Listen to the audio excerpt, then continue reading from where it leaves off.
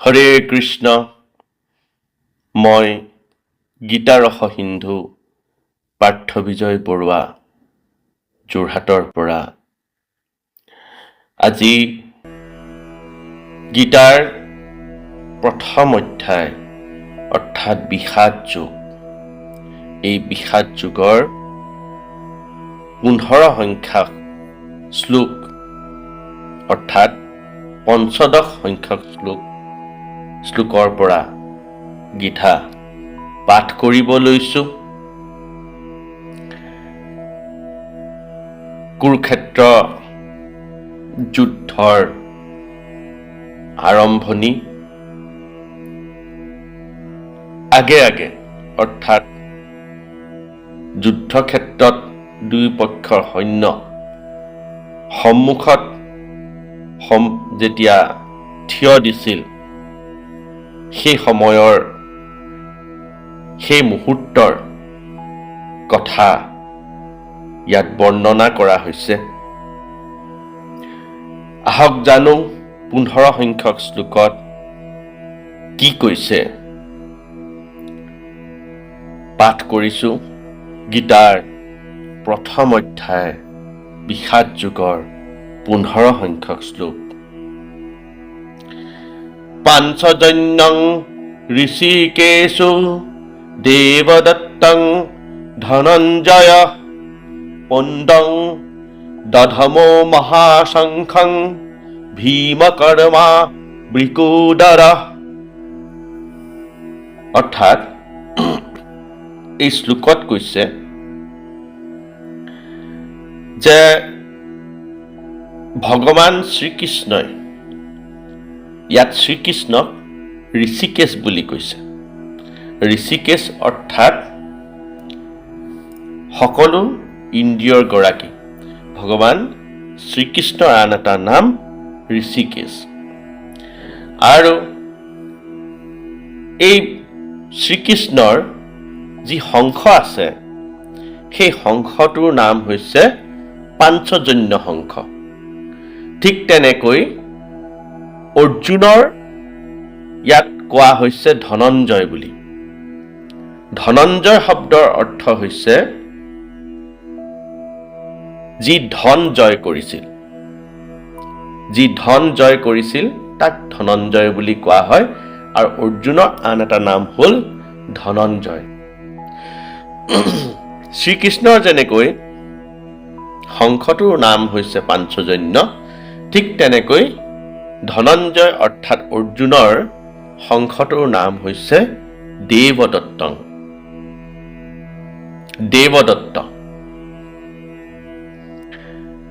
আৰু ঠিক তেনেকৈ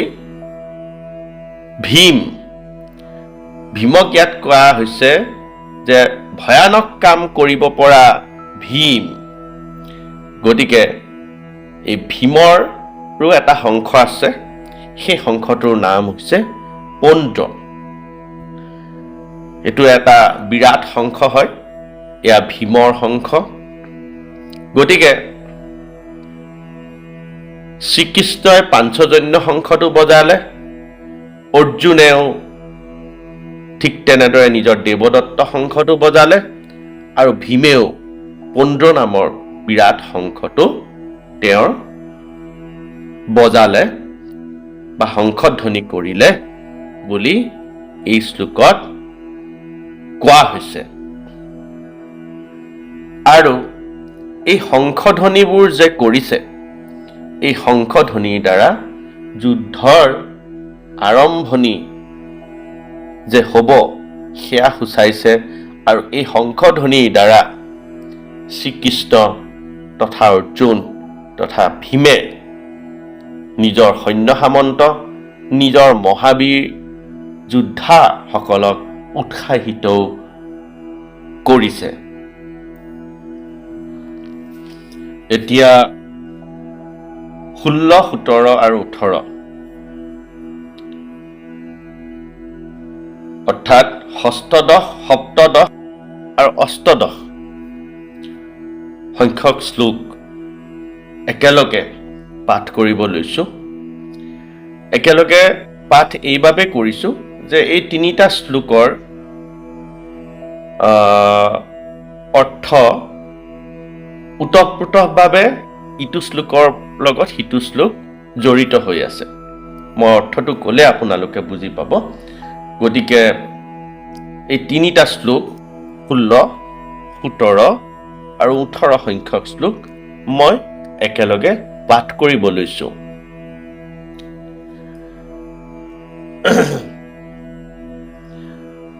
অনন্ত বিজয়ং ৰাজা কুন্তিপুত্ৰ যুধিষ্ঠিৰঃ নকুলঃ সহদেৱস্য সুঘোষঃ মণিপুষ্পকৌ কশ্যশ্চ পৰমেশাস শিখণ্ডী চ মহাৰথः দৃষ্টদ্যুম্নো বিরাটশ্চ সাত্যকীশ্চ পরাজিতः দ্রুপদো দ্রৌপদেয়াস সর্বশঃ পৃথিবীপতে সৌভদ্রস্য মহাবাহু শঙ্খান দুধমু পৃথক পৃথক। কৃষ্ণ ইয়াত এই তিনিটি শ্লোকত কৈছে সঞ্জয়ে আচলতে ৰজা ধৃতৰাষ্ট্ৰক বৰ কৌশলেৰে কথাখিনি জনাই আছে। নিজৰ যিহেতু সঞ্জয়ে দিব্য চক্ষু লাভ কৰিছিলে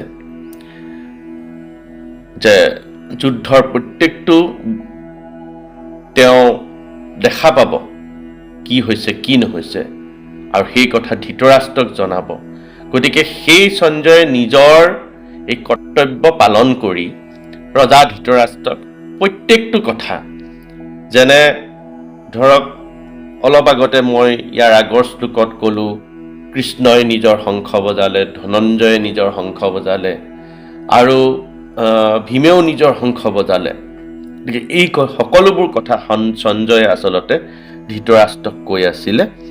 আৰু সঞ্জয়ে আকৌ ধৃতৰাষ্ট্ৰক কৈছে এইটো শ্লোকত, এইকেইটা শ্লোকত, যে কুন্তিপুত্ৰ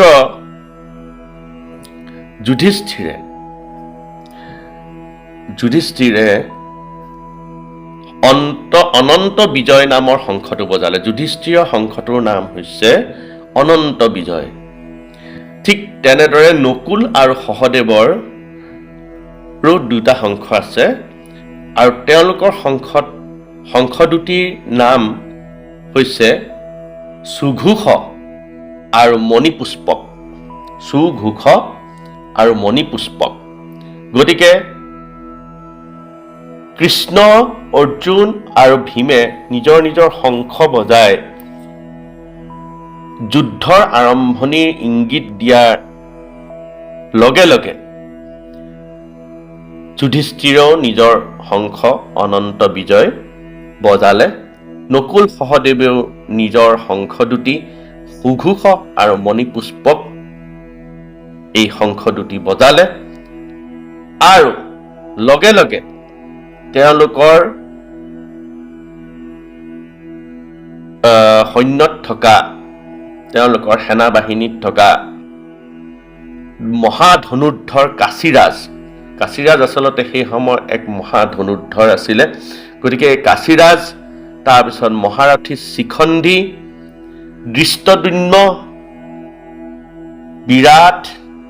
ৰজা বিৰাট, তাৰপৰা অপৰাজয় সাত্যকী, ৰজা দ্ৰুপদ, আৰু লগতে দ্ৰৌপদীৰ পুত্ৰসকল, আৰু মহাশক্তিশালী সুভদ্ৰা পুত্ৰ অভিমন্যু, এই সকলোৱে নিজৰ নিজৰ শংখবোৰ বজালে।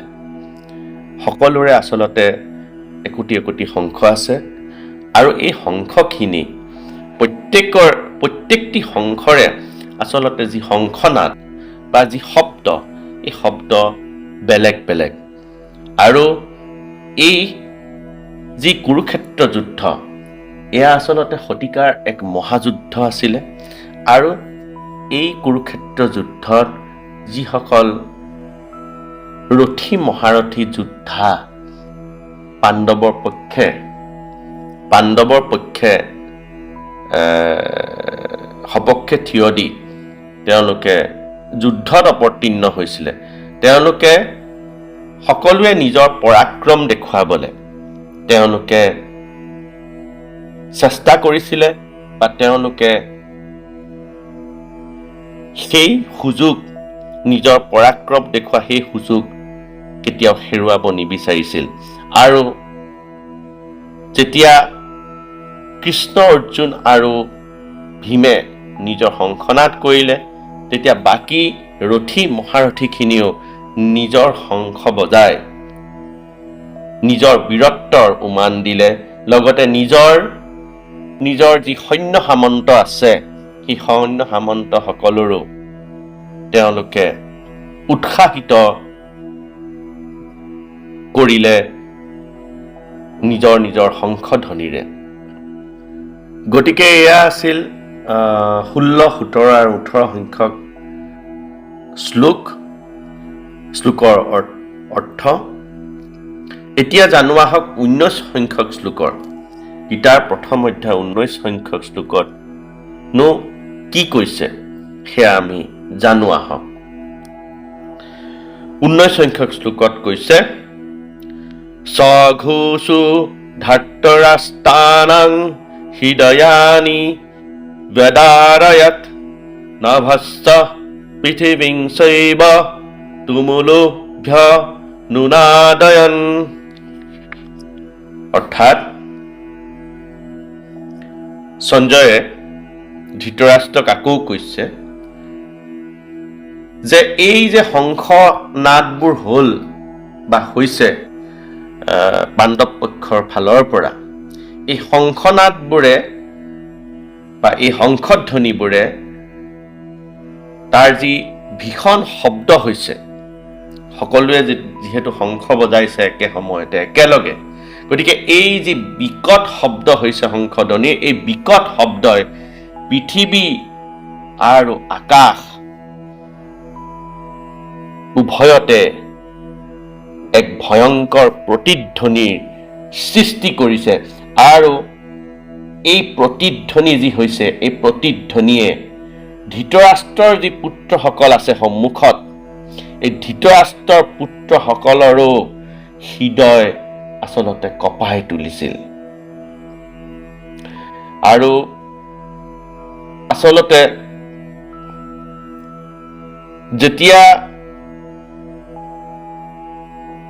কিবা এটা শব্দধ্বনি বা কিবা এটা বিকট ধ্বনি বা বিকট শব্দ বা গৰ্জন কৰে সন্মুখত থকা শত্ৰুপক্ষই, তেতিয়া সেই শত্ৰুৰ আচলতে হৃদয়তো এক